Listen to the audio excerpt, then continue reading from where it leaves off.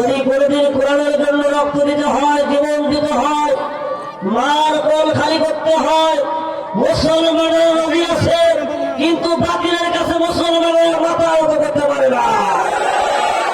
রাজি আছেন কারা কারা মুসলমান ভাইরা? দুহাত পান পান করে লেগে দেখায় না।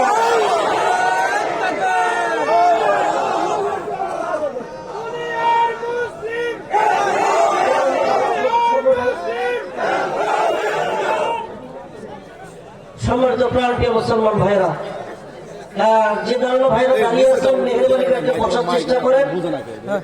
যদি সাউন্ড থাকে ভাই একটু দেন, ভালো হবে।